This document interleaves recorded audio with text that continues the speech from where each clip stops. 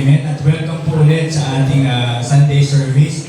Alam niyo po, sa dami po ng ating mga narinig ngayon na testimonies na Word of God, bago pa mismo dumating yung mismong Word of God o yung part ng Word of God, blessed na po tayo. Amen? So, and I believe na ang Diyos po ay hindi man po natin makakatch lahat. Pero may mga words and may mga verses na ang Diyos ay binibigay po sa atin personal. Amen. And you know what? God is faithful. Amen. At ano pong pangako ng Diyos, ito po yung magkakaroon ng kaganapan at katuparan sa ating pong mga buhay. Amen po. So, minsan po welcome po ulit sa ating Sunday service. Pwede po ba pakibati po ulit yung ating mga tabi? Pagsabi po, masaya ako na katabi kita ngayon. Masaya ako na nandito ka. Ikaw ba ganit din? Amen. So dito po sa church, we are family po, ano? So yun po yung benefits at advantage po na hindi tayo ganun kalaki pa. Okay na tayo po ay na-enjoy po natin yung fellowship ng bawat isa. So yun naman po, kumbaga ay naman po yung design ng church eh. No? We're not after sa building, ang church po ay tayo. No? So kung wala tayo dito sa church, ang tawag dito ay church building. Pero tayo mismo yung church. Amen po. So, kung bakit meron The Life Giver Church, dahil po sa buhay ng bawat isa sa atin. Amen? So, ngayon nadako na po tayo sa Word of God. At pinamagatan po natin itong from fear to faith. Trusting God in trouble time. So, sa lahat ng season ng buhay, pwede po natin mapagkatiwalaan po ang ating Panginoon. Amen. So, lahat po tayo ay tinatawag na believer. Amen. Sa bawat araw ng buhay natin, tayo po ay, we are called to walk by faith. Amen. Hindi sa mga nakikita natin, hindi sa mga nararamdaman natin. Although human as we are, meron tayo nakikita, meron tayo nararamdaman. Pero tayo po ay, nung tayo po nakipag-isa kay Kristo, binigyan po tayo ng pananampalataya ni Kristo sa puso ng bawat isa sa atin. Amen. Yung pananampalataya na meron ka is yung pananampalataya katulad ng kay Kristo. Amen. Yung pananampalataya na katulad ng ginawa ni Kristo kung paano niya po napapayapa yung mga bagyo ng buhay o yung typhoon, yung malakas na alon, malakas na hangin. The same faith yung meron po yung bawat isa sa atin. Amen. So yung faith po natin ay wala sa sarili natin. Yung faith po natin ay na kay Kristo. Amen. Yung faith natin ay hindi nakabase sa laki at lalim ng pananampalataya mo.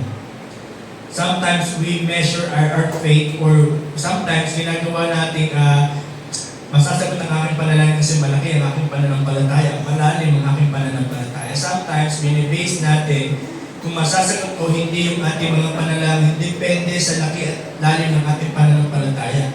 Amen. Sometimes, kumbaga, nakabase ba yung pagpapala at pag-ibig at yung grasya ng Diyos base sa atin? Hindi po. Amen. When we understand, when we put our faith kay Jesus at hindi sa ating mga sarili, alam niyo po doon po mas lalong lumalaki yung ating pananampalataya. Amen. So yung faith po is not just about you believing something, kundi kung ano po yung sinasabi ni Jesus sa iyo. Amen. Ang sinasabi po ng Bible sa atin, kung tayo po may sakit at karamdaman, amen, ang sinasabi po ng Biblia, tayo po yung pinagaling na. Amen. Yun po yung faith. Hindi lang po yung ating pinanampalatayanan. Amen. Sometimes kasi ang hirap panampalatayanan kasi nakikita natin ganito yung nangyayari, ganito yung nararamdaman natin.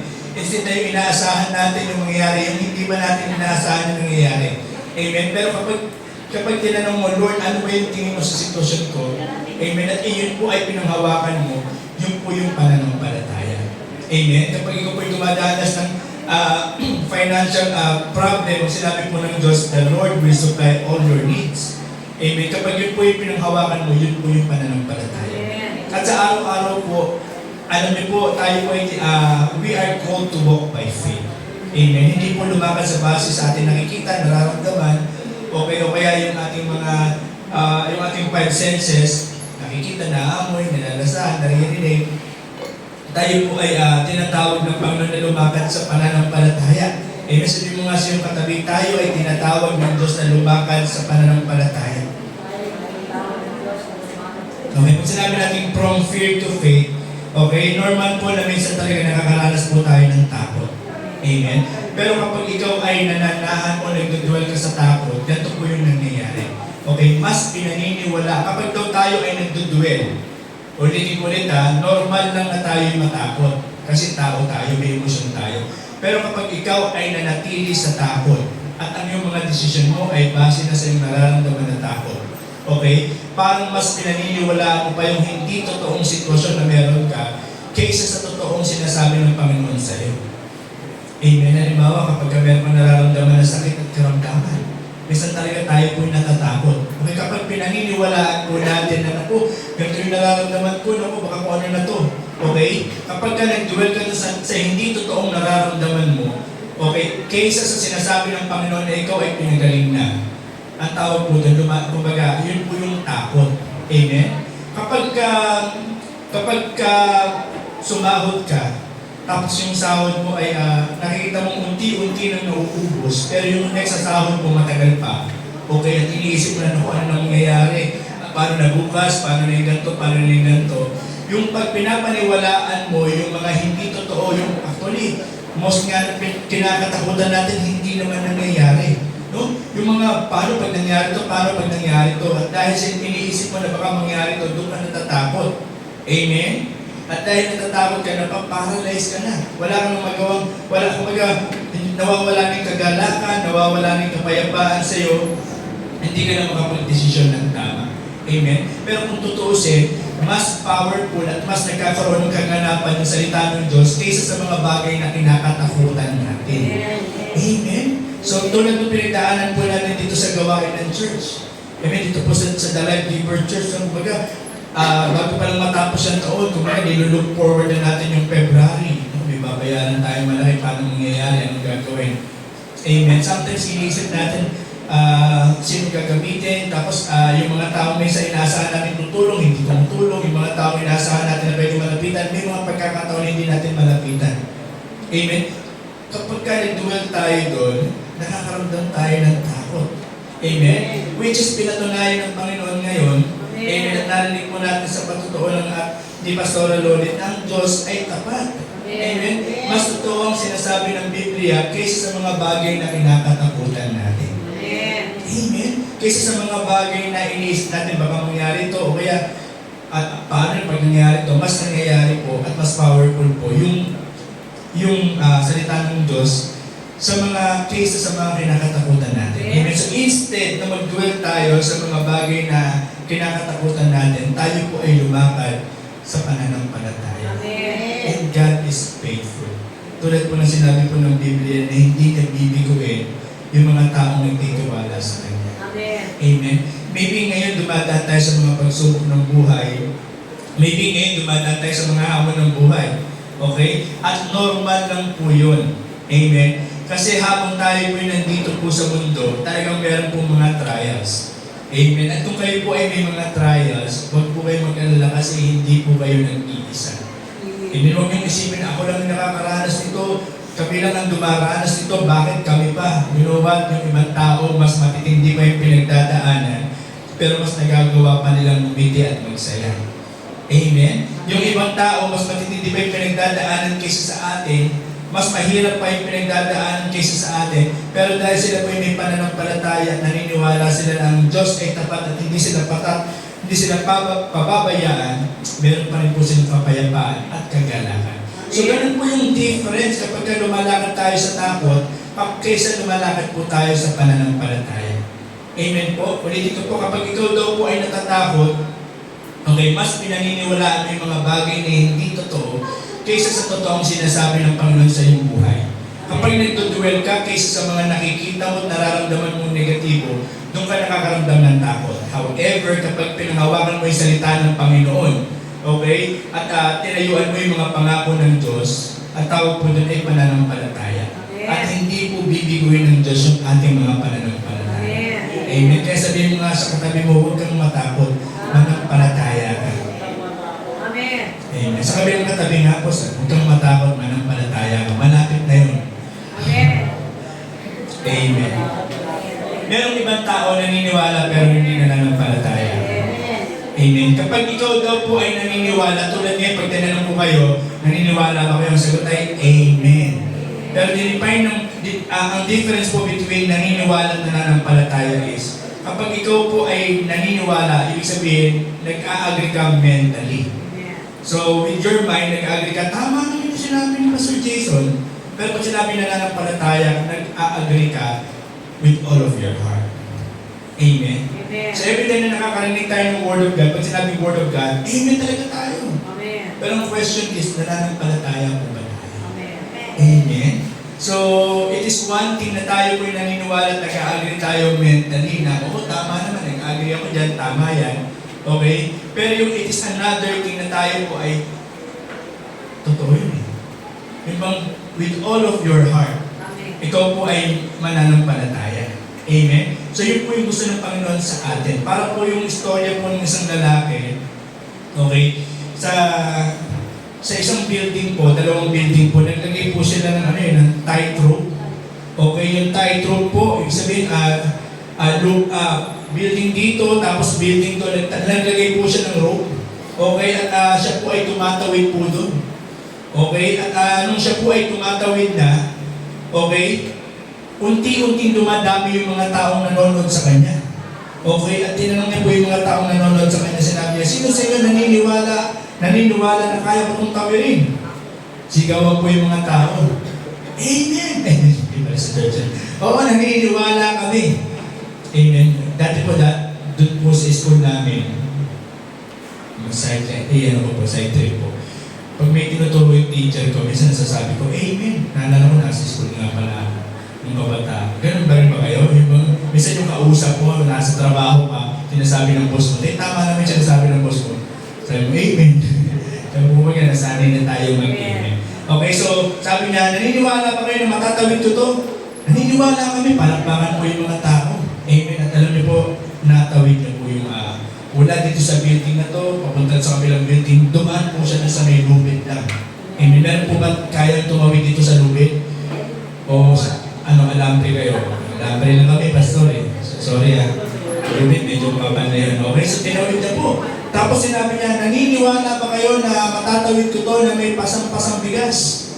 Isang kapang bigas. Medyo nag-isip yung mga tao, pero nagsigawan sila, naniniwala kami. Okay, at alam niyo po, palakpakan yung mga tao. Tapos ito pong lalaki ito, bumuhat po siya ng isang kapang bigas at tumuwid po siya from one building to building 2. At bumalik, palakpakan po yung mga tao, talagang sigawan sila kasi for the first time, meron pong nakagawa nun. Ngayon, nagtanong po yung isa, yung tumatawid, sabi niya, naniniwala pa kayo na matatawid ko to na may pasang-pasang tao? Sigawan din po yung mga tao. Siyempre, exciting yun. Parang, wow. Naniniwala kami. Tapos tinanong po ng tao na tumatawid sa lubid, kung sino yung naniniwala, umakit dito at pumasan sa akin at tatawid tayo. Amen. Talagang nasisigawan, naniniwala kami. Pero nung tinanong niya, kung sino man sa inyo naniniwala, umakit dito at papasag ko at tatawid tayo. Alam niyo po, nakakalungkot po kasi wala akong pumasan. Okay? Wala akong pumasan. Wala akong pumunta. Amen? Pero sa kabila ng katahimikan ng lahat, may isang bata, sinabi niya, ako papasan ako. Tapang ng bata, alam niyo po, pinasan po siya ng lalaki at nakatawid po sila. Palakpakan yung mga tao. Ngayon, yung mga media, yung mga reporter, napunta doon sa bata, yung attention sa bata, tinanong nila, Aba, ang tapang mo po yan. Naniniwala ka na, paano nagawa yun? Bakit ganun ka katapang? Sabi ng bata, naniniwala po talaga ako na matatawid po niya yung lubid na pasan-pasan po yung tao kasi tatay ko po yun eh. Amen. Alam ko, hindi ako papayagan ng tatay ko malaglag. Amen. At alam ko, ligtas akong itatawid ng tatay ko doon sa mga lubid na yun. At hindi niya papayagang masaktan ako. Amen. So yung bata po, nanampalataya siya kasi alam niya, tatay niya yun. Amen. Hindi lang basta siya naniniwala, siya po yung nananampalataya. And the same thing with the Word of God. Yung ilan sa mga Word of God, yung pinaniniwalaan natin, ang ilan po sa Word of God, yung totoong pinanampalatayanan natin. Amen. At gusto po natin talagang tunay na magkaroon ng kaganapan yung Word of God sa ating mga buhay. Ang gusto po ng Panginoon, lumakad po tayo hindi lang sa paniniwala, kundi lumakad po tayo ng may pananampalataya. Amen. So kung umaga pa lang, every day, pag-gising mo pa lang ba, magbabasa ka ng cellphone mo, manonood ka ng TV, magbabasa ka ng dyaryo, kakausapin mo yung driver ng tricycle na sinakyan mo, kakausapin mo yung mga katrabaho mo, kakausapin mo yung boss mo. Most ng mga na-absorb mo, nababasa mo, naririnig mo, nakakausap mo, lahat ng sasabihin nila against the Word of God. Kung kumbaga sasabihin nila, ano ba namang buhay to, ano ba namang kalagayan to, tapos mababasa mo papapanood mo sa TV, ito na naman yung panibagong virus, ito na naman yung panibagong sakit, ito na yung ekonomiya ng Pilipinas. You know what, pagmulat pa lang ng mata mo sa umaga, hanggang sa pag-close ng mata mo, pag matutulog ka na, most ng mga naririnig mo, hindi niya sa Word of God. Amen. Kaya minsan tayo nakakaranas tayo ng takot, kaya minsan ang bigat-bigat ng kalooban natin, pero alam niyo po, tinawag tayo ng Panginoon hindi para mamuhay sa takot, hindi para ipamuhay natin yung everyday na buhay natin na natatakot tayo na, ano ba naman yan, papasok na naman ako sa trabaho, papagalitan na naman ako ng boss ko, ano ba yan, papasok na naman ako sa school ako, ganito na naman, ano ba yan, sasahod na naman ako, tapos mamaya, ubos na, ano ba naman, mag-a-apply na naman ako, tapos hindi na naman matatanggap, ano ba naman yan, mag-birthday na naman ako, tapos single pa rin ako, ano ba naman yan, ganito, magre-reunion na naman kami, tatanungin na naman ako ng tita ko, o may asawa ka na, tinanong asawa ako, tinanong naman ako ng tita ko, may anak ka na, tapos nung may reunion naman, tinanong naman ako, kailan mo susundan? Kumbaga, laging may ganun, kumbaga sometimes, kapag tumingin ka sa paligid mo, mapupuno ka ng takot. Pero hindi po tayo tinawag ng Diyos na lumakad sa takot. Amen. Dahil anak ka ng Diyos. If yung sa kwenta po natin yung mga tao na sinasabi, naniniwala kami. Pero nung sinabi ko, sino man naniniwala ay sumakay sa likod ko, lahat sila hindi po sila sumakay kasi naniniwala lang sila pero hindi nananampalataya. However, yung bata, amen, dahil kilala niya yung tatay niya. Dahil alam niya mahal niya yung tatay niya. At mahal na mahal siya ng tatay niya. At alam niya yung tatay niya hindi siya papayagang masaktan o mapahamak. Meron po siyang pananampalataya. And the same thing with our God. Ano man po yung mga challenges natin ngayon, may mga panahon hindi natin kayang sukatin, yung mga dalamhati, pagsubok natin pinagdadaanan, hindi natin kayang solusyonan. Pero patuloy po tayong manampalataya dahil alam po natin ang Diyos natin, hindi tayo papayagang mapahamak, hindi tayo papayagang masaktan, at hindi po tayo papayagang mabigo. Amen. Ano po po natin ng Panginoon? Amen. Life is too short para ipamuhay natin sa takot. Amen. At alam niyo po, ang takot po ay hindi po napapawi dahil nag-isip ka lang ng positive. Alam niyo po, yung tinuturo sa atin sa school, kailangan mag-isip ka lang ng positive. Amen. Kailangan isipin mo lang to para mawala yung takot mo. Alam niyo po, hindi po enough yun. Kasi dati ginawa ko na yung lahat ng pwede kong isipin, hindi pa rin nawala yung takot ko. The only place o the only time na nawala yung takot ko, nung nararamdaman ko ng biyaya pa ko ng Panginoon. So sabi po sa Bible, mountains will melt like wax in the presence of the Lord.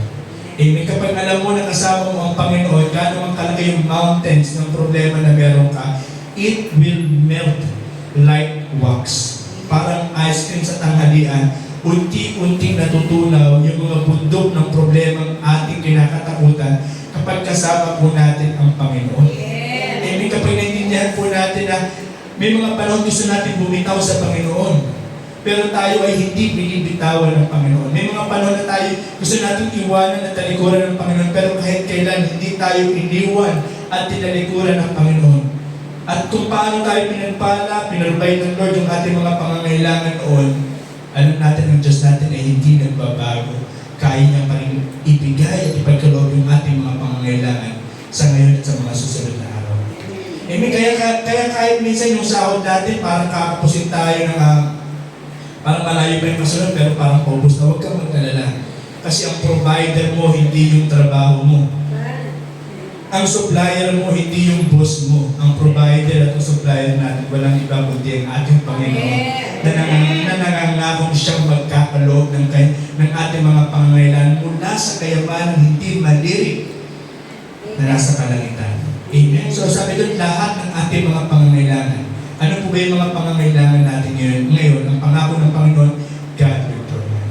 Amen? Kapag nakatingin ka sa iyong paligid, pag nakatingin ka sa iyong bulsa, pag nakatingin ka sa iyong sasahurin, parang iniisip mo, napaka-imposible na magkaroon kami ng sariling tahanan. Napaka-imposible na mabigyan ko ng magandang buhay ang aking pamilya. Parang napaka-imposible na ganto-ganto. Kaya minsan talagang kayod na tayo, no? Kayod ng kayod. Kasi sometimes parang kailangan kong kumayod, which is okay lang din naman, hindi naman masama. Pero wag mong iisipin na dahil sa iyong pagkayod ng gusto, kaya ka sasagana. Ang sabi ko sa Biblia sa Deuteronomy chapter 8 verse 18, ang Diyos ang nagbibigay ng kakayanan sa atin upang tayo po ay sumagana. Amen. Amen. Ang Panginoon po yung kaya magpasagana sa atin. Kaya unahin po natin siya sa lahat ng bagay. Kapag inuuna mo ang nagbibigay, more than sa mga gifts, inuuna mo yung giver. Inuuna mo yung nagbibigay kaysa sa mga bagay na ibinibigay. Alam niyo po, kapag inuuna mo yung binibigay, pag nawala na yung ibinigay, ubos na yun. Pero pag inuuna mo yung nagbibigay, hindi ka mauubusan kasi bago maubos yung supply mo, may darating na bago. Amen. Yung bang piling mo parang susubukan at aayawan na, magsusupply ang Panginoon ng panibagong kalakasan. Amen. Yung parang piling mo, lalagpag ka na at wala ng solusyon, makikita mo, iaangat ka ng Panginoon. Amen. Amen. Alam niyo po, hindi po malit ang ating Diyos. Amen. Amen. Hindi po malit ang ating Diyos. Napakalaki po ng ating Diyos at hindi po siya nagbabago. Sabi po sa Biblia, meron bang bagay na mahirap sa akin? Amen? Sabi, is there anything too hard for me? So tinanong ni God yung mga Israelites, is there anything too hard for me? Meron bang bagay na mahirap sa Diyos? Amen? At alam niyo po, kung tatanungin po tayo ng Panginoon, meron bang bagay na mahirap sa Diyos? Meron bang kung tatanungin ka ni God personally, meron bang bagay na mahirap sa akin? Bakit ka natatakot? Amen? Bakit mo nakatakutan ito? Yung mga bagay na imposible sa tao, posible sa akin. Amen po. So, alam niyo po yung faith? Ang faith po ay choice, hindi po feelings. No? There are times na hindi mo talaga feel na super strong ka. There are times na hindi mo feel na talagang blessed ka. There will be times na parang feeling mo parang gusto mo na sumubot, umayaw.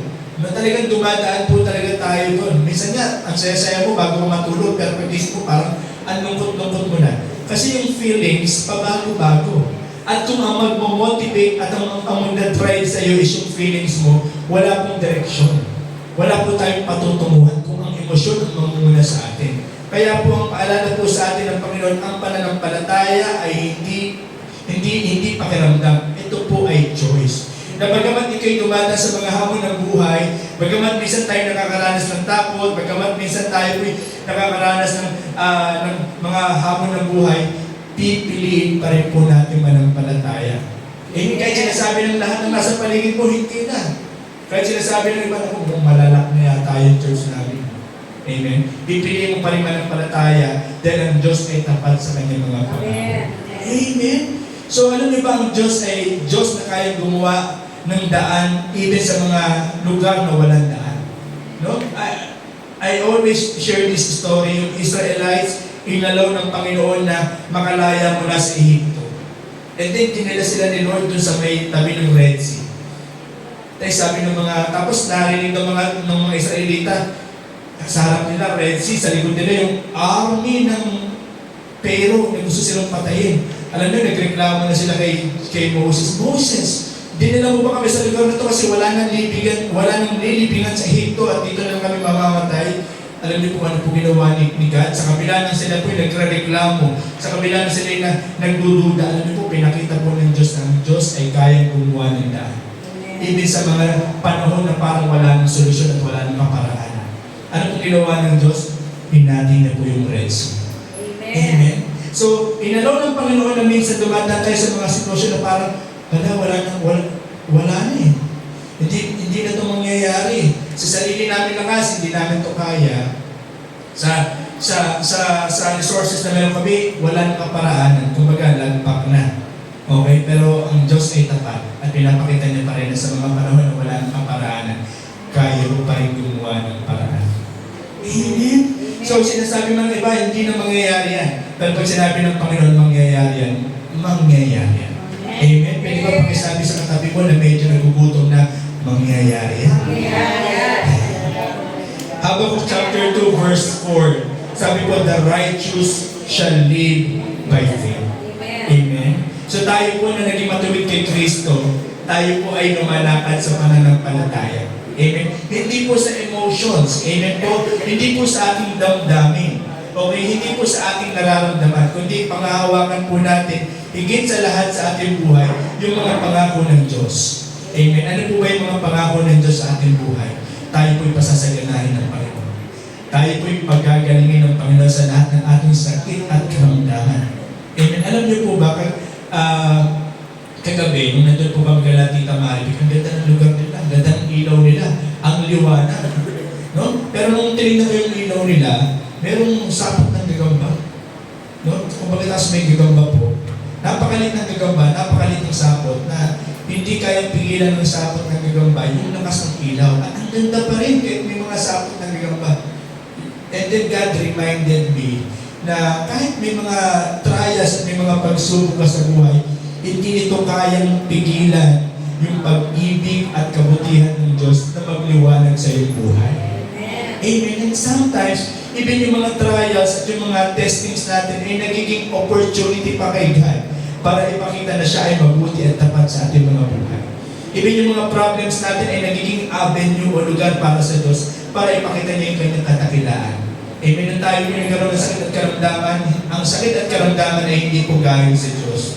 Okay? Ang sakit at karamdaman at yung mga pangit na problema natin, hindi po yan galing sa Diyos. Bagamat ito yung pinapahintulutan ng Diyos, ito po ay hindi galing sa Diyos. At ang maganda po sa Diyos, ang Diyos po ang may kontrol ng ating mga sitwasyon. At dahil anak niya tayo, sisiguraduhin niya na yung magiging resulta ng ating mga sitwasyon ay magiging favorable sa atin.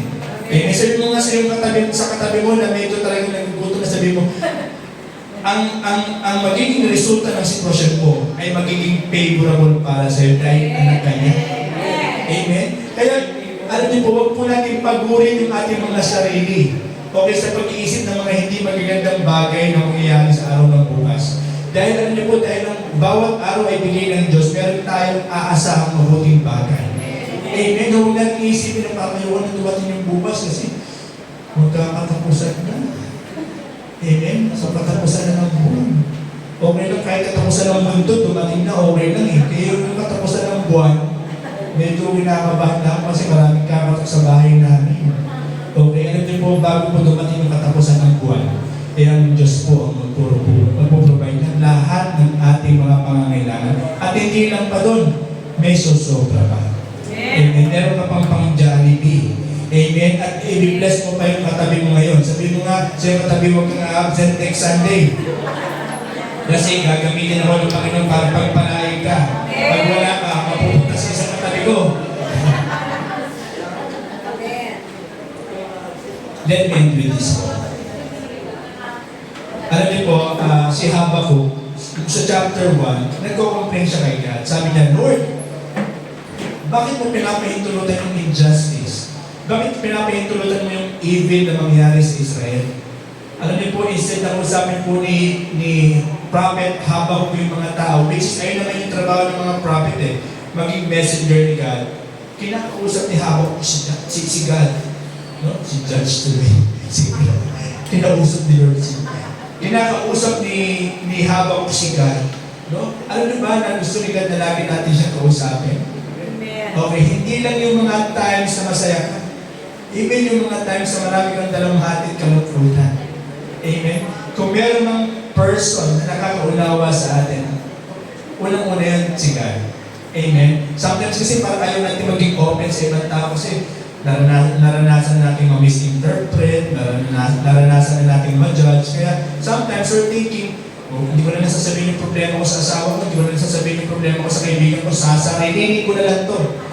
Amen? Kaya yung itsura natin, dahil iniisip natin lagi yung problema para tayong bumibilis yung pagtanda natin. Amen? Pero kapag tayo po ay iniisip natin ng Panginoon, instead na tumatanda tayo, bumabata tayo. Amen? Katulad ng matabi mo. Amen? Parang ano lang eh.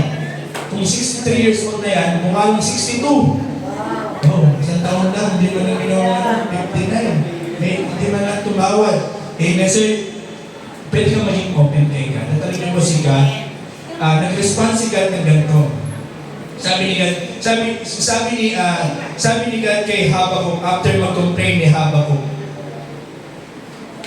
Okay? Pinaliwanag sa chapter 1, puro reklamo si Habakkuk, or bakit nangyayari ito?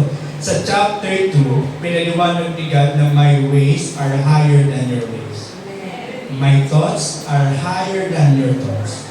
Amen? So, ganun po. And alam niyo po nung naintindihan, and then another thing na sinabi ni God kay Habakkuk sa chapter 2, okay, my timing is perfect.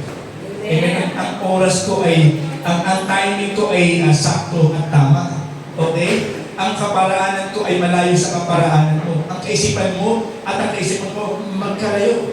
Okay? Kaya kung meron man tayong pinagdadaanan sa buhay natin na hindi po natin maintindihan, amen? Kapag sabi nga po ni Pastor Leo, pag lagpas na sa iyo yung iniisip mo, itulog mo na yan kasi sa Diyos na yan. Amen. Pag hindi mo na kayang isipin, hindi na kayang i-contain ng isip mo, huwag mo na pagurin yung isip mo, itulog mo na yan kasi ang Diyos na yung bahala dyan. Amen. Dahil ang kaparaanan ng Diyos, hindi po natin maintindihan, pero one thing for sure, mas maganda yung kaparaanan ng Diyos. Even yung mga failures natin, even yung mga kick out pala yun. Amen, ginagamit ng Diyos even yung mga hindi magagandang bagay sa buhay natin, tineturn niya into blessing. Amen, minsan may mga bagay na, naalala ko lang po, no? Minsan may mga pangarap tayo na pinaalis ng Diyos sa atin. Kasi gusto ka niyang protektahan. Amen? Naalala ko lang po yung testimony ni Ninang Loli. Sabi niya, nung nagkaroon siya ng sakit at karamdaman, kung meron siyang million, malamang nagpa-opera siya. Amen? Kung baga minsan inaalis na yung mga bagay na maaari sa buhay natin kasi gusto ng Diyos mabuhay tayo. Amen?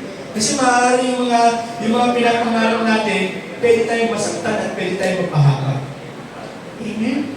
So minsan yung mga pinapangarap at inaasahan natin sa buhay, hindi pa muna pinapahintulutan ng Diyos kasi mapapahamak tayo pag tumating din ang hindi tayo handa. Amen? Kasi ang kaparaanan niya iba sa kaparaanan natin. Amen. Pero one thing for sure, ang plano ng Diyos ay laging maganda. Sabi sa Jeremiah 29 verse 11, for I know the plan I have for you, a plan to prosper you and not to harm you, a plan to give you hope and a bright future. Amen. Ang plano ng Diyos ay hindi para masaktan ka, hindi para mahirapan ka. Lord, dito ako magiging masaya. Lord, sa Kanya ako magiging masaya. Lord, dito ako magiging maligaya. And then hindi pinapahintulutan ng Diyos. Kasi alam ng Diyos kung ano yung tunay na makakapagpasaya sa iyo, kung sino yung tunay na makakapagpaligaya sa iyo, at kung sino yung tunay na makakapagpaligaya talaga sa buhay ng bawat isa sa atin. Amen? Kasi ang kaparaanan niya ay iba sa kaparaanan natin. Minsan kapag nananalangin tayo, ganito pa, Lord, ano ito gagawin ko, Lord, ha? Lord, parang binibigyan pa natin, tinuturuan pa natin sa Lord. Ganun po ba tayo manalangin? Lord, bigay mo ito sa akin, Lord, tapos ganito, Lord. Okay? Tapos ganito, gawin mo, Lord. Tapos, minsan, binibigyan pa natin ng instruction si God. No? And then, minsan, parang sinasabi pa natin, kumbaga, sometimes, Lord, Lord, pinagpe-pray ko siya kasi siya yung gusto ko eh. Pogi, matangkad, mayaman, tapos, born again Christian. Amen? So, pero hindi natin alam, ang Panginoon pala, mas maganda pa pala yung plano ng Diyos sa atin. Amen? So, minsan kinikilig na tayo sa mga bagay na yun, pero mas maganda pa pala yung bagay na ibibigay ng Diyos sa atin. Ba't ba tayo napupunta sa mga ganun? Amen? So, sa Habakkuk chapter 3 verse 17, and I will end with this. Ito po yung after maintindihan ni Habakkuk na ang Diyos ang may kontrol ng lahat ng bagay. After maintindihan ni Habakkuk na kahit may mga hindi magagandang nangyayari sa kanyang paligid, ang Diyos ay hindi nakakalimot at hindi nagpapabaya, na ang timing ng Lord ay laging tama. Ito na po yung prayer niya. Okay, mula sa complaining, napunta sa worship. Amen. Sa Habakkuk chapter 3 verse 17, basahin po natin. Okay po. Sabi po dito, though the fig tree may not blossom. Pero kanina sabi ni Habakuk, Lord, bakit ang daming hindi magaganda nangyayari sa buhay namin sa mga Israel? Pero ngayon sabi ni Habakuk, Lord, kahit hindi mamunga ang mga puno ng uliw. Okay, though the fig tree may not blossom, nor fruit be on the vines, kahit hindi na mamunga. Though the labor of the olive may fall, and the fields yield not no food, though the flock may be cut off from the fold, and there be no herd in the stalls. Sabi po sa verse 18, basahin nga po natin, yet I will rejoice in the Lord. I will joy in the God of my salvation. Amen. Alam niyo, hindi lang po gusto ng Diyos na tayo po'y magtagumpay. Ang gusto po ng Panginoon, tayo po ay masayang nagtatagumpay. Amen. At alam niyo po kung bakit po tayo nakakapag-rejoice? Kahit na wala ng bunga yung puno ng olibo, kahit na yung mga kawan ay mawala, bakit tayo nakakapag-rejoice? Kasi alam natin ang kaparaanan ng Diyos ay mas maganda kaysa sa kaparaanan natin. Ang plano ng Diyos, mas maganda kaysa sa mga plano natin. At ang kaisipan ng Diyos ay mas mataas kaysa sa kaisipan natin. Amen? Kaya sinabi na ni Habakuk, kahit hindi nangyari yung mga bagay na gusto ko, at kabaligtaran yung nangyayari, yet I will rejoice in the Lord. I will joy in the God of my salvation. Magagalak pa rin ako. Amen? Hindi ako matatakot. Magagalak pa rin ako. Then verse 19, the Lord God is my strength. Amen? The Lord God is my strength. He will make my feet like deer's feet, and He will make me walk on my high heels. Amen? So, uso na pala yung high heels dati. Okay? Si Habakuk pala may high heels, hindi po. So, ibig ko sabihin yung mga matataas na bulubundukin. Alam niyo po ba yung deer? Alam niyo yung deer, meron silang capacity na kahit ang tarik-tarik na, kaya pa rin nilang umakyat. Alam niyo sa mga dam na sobrang slant po siya, yung mga hayop lang na nakakaakyat doon ay yung mga deer. Yung alam niyo yung iba na lalaglag na, pero magugulat ka, yung deer patuloy pa rin umaangat at umaakyat papunta sa taas. Ang tanging hayop lamang po na nakakagawa nun, yung deer. Kaya sinabi ko rito sa Book of Habakuk, yung aking mga paa ay ginawa kong katulad ng mga deer.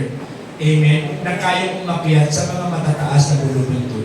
Amen? So ang Diyos ang magbibigay sa atin ng kalakasan. At ito yung maganda. No? Alam natin, in the end of the day, amen, lagi tayong nasa mas magandang kalagayan. Amen? Lagi po tayong, ang katagumpayan ay lagi po nating mararanasan. Amen? Kaya bigyan mo ng favor ang sarili mo. No? Give yourself a favor. Instead na ikaw ay matakot sa mga bagay na hindi naman totoong nangyayari, start believing. Start imagining. Start confessing yung mga bagay na pangako ng Diyos sa iyo. Lord, pinangako mo, gagaling ako. Lord, pinangako mo yung buong sambayan namin, makakakilala sa iyo. Lord, pinangako mo, bibigyan mo ako hindi lang ng trabaho, kundi magandang posisyon sa aking trabaho. Lord, pinangako mo, hindi mo na ako bibigyan ng bahay, bibigyan mo ko ng aking dream house. Lord, pinangako mo na I will see the goodness of the Lord habang ako'y nabubuhay. Amen? Hindi mo hahayaang pumikit ang aking mata nang hindi po nagkakaroon ng kaganapan yung mga pangako mo sa aking buhay. Amen? Kaya, instead na tayo po'y lumakad sa takot at pangamba, hawakan po natin yung ating mga puso at piliin po natin laging manampalataya. Dahil ang Diyos, hindi niya po binibigo yung mga taong nananampalataya sa Amen.